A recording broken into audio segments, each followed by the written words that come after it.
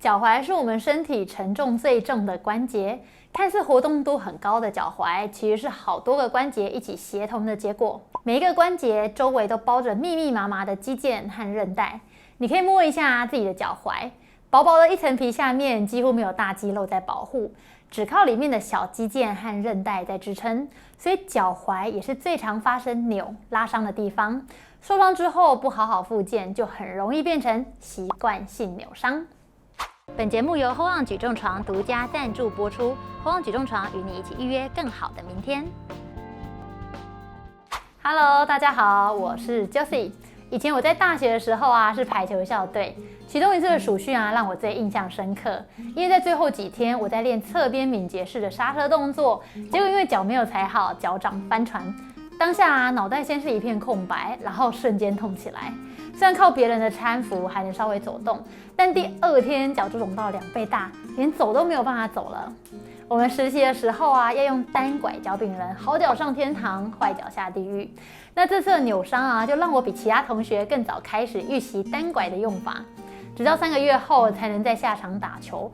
受伤之前，我可是每个礼拜都要练7天球的所以今天想要跟大家分享一下，脚扭伤之后我们会走过哪些进程，回到健康的状态，以及我们可以做什么复健运动，才可以加速恢复健康，避免习惯性扭伤的产生。从我刚刚那个脚掌翻船的例子可以知道，只要踝关节处于不稳定的角度时，全身的重量都只能交给软组织承受。这时候只要那个力量超过肌腱或韧带能承受的上限，就会撕裂。所以扭伤也是脚踝软组织的撕裂伤。脚踝的活动度主要是由上面的近距关节和下面的距下关节2个关节贡献的。近距关节又称为踝关节，负责的是脚踝翘起放下的角度，而距下关节负责的是脚踝内翻外翻的角度。2个组合起来就好像脚踝能转圈一样，但其实它们都只能做单一角度的运动哦。其中距下关节因为负责的是比较不稳定的内翻外翻的角度，所以它旁边的韧带也是运动伤害的大户。前3名分别是前距腓韧带、跟腓还有后距腓韧带。所以以后不要跟我说脚踝扭伤了，要说我距下关节扭伤咯。距下扭伤的第一步就是要判断扭伤等级，不同等级处理方式也有很大的不同。我这边教大家简单的初判，我们可以用单脚站3秒当做一个界限。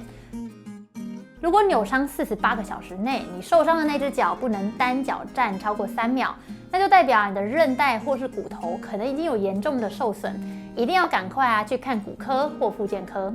那如果可以单脚站，虽然比较痛，但可以超过3秒，那就表示伤得比较不严重。如果可以垫脚尖甚至单脚跳的话，那就更不用担心了。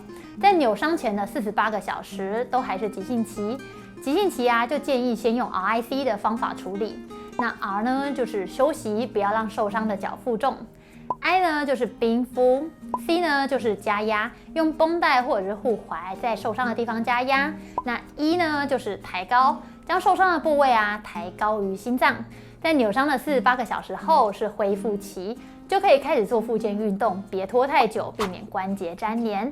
虽然那个时候可能会痛，但这些运动其实不会让你再次受伤。第一个运动是被动关节活动度的增加，受伤的那只脚翘起来，把毛巾放在大拇指根的地方，用手来回拉毛巾，帮脚踝上下活动。每次拉起来停留30秒，重复10次，每天做3组。恢复期最主要的任务是维持住关节的活动度。这个动作活动的是近距关节，因为受伤的大部分都是距下关节周围的软组织，所以近距关节的活动是不会让距下关节2次受伤的。但脚踝扭伤的人因为怕动，就会让近距关节跟着粘连。这个动作可以避免因为近距关节粘连而产生的后遗症。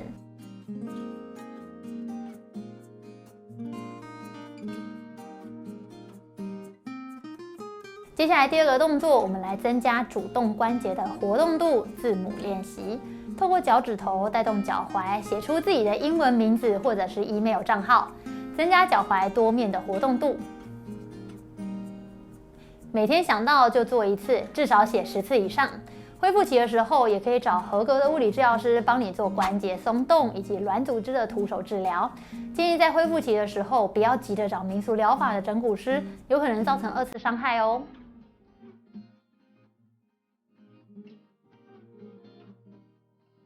当刚刚那些活动度增加的运动已经不会痛的时候，就可以进到重建期的力量训练。把弹力带绑在脚的下面，做出脚往下踩、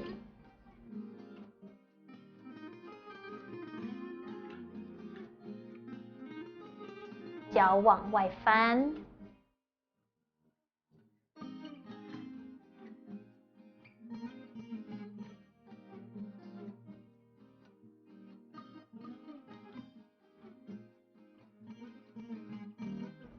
脚往内翻、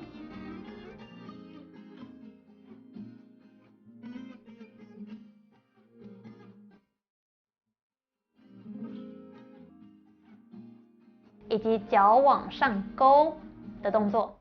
每个方向连续做10次，4个方向一组，一天做3组。这动作越慢越好，可以顺便练到离心收缩，1秒出去，4秒回来。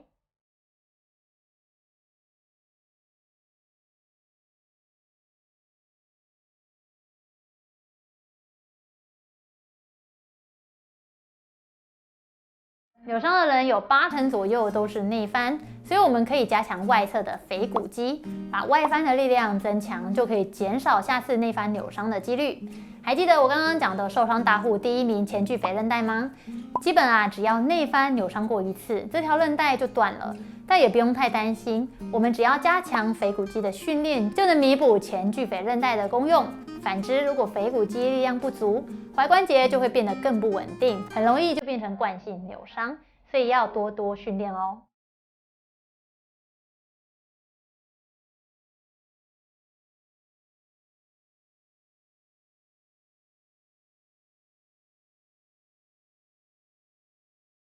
当单脚承重不会痛之后，就可以开始承重期的训练。这个阶段的训练重点是本体感觉。我们要做的是简易版的 Star Excursion 平衡训练，双脚与肩同宽，坏脚着地，好脚膝盖伸直，顺时针点地12点、2点、4点、6点、8点、10点钟的方向，再回到12点，顺时针方向5次，逆时针方向5次，每天3餐饭后各做1次，共做3次。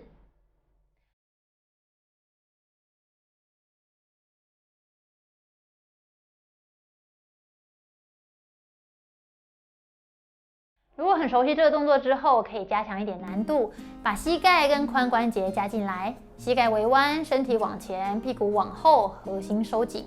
准备动作看起来就像弓箭步，好脚顺时针点地12点、2点、4点、6点、8点、10点，再回到12点。如果会不太稳，可以扶个东西。坏脚着地的时候要特别注意重量分布。承重得平均分布在大拇指球、小妞妞球还有脚跟3点着地。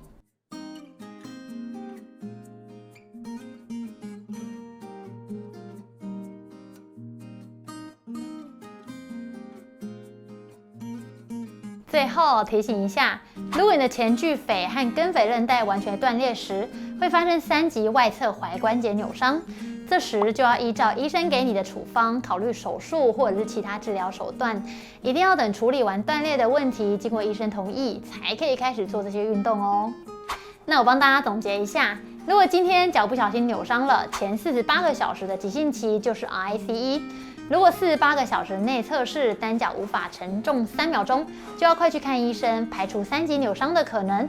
在48个小时后，就可以进行简单的活动度训练。活动度训练不痛之后，才可以进行不负重的力量训练。最后，当单脚承重都不会痛之后，就可以开始进行 Star Excursion 平衡训练，找回本体感觉。今天的影片提供的都是比较基本的指导方针，但脚踝扭伤因人而异，每个人实际受伤的情况多多少少都有不同，唯一的大原则是锯下扭伤的处置绝对不能拖，一旦拖久了就会衍生成踝关节粘连不稳定，而导致本体感觉受损，最后变成习惯性扭伤的恶性循环。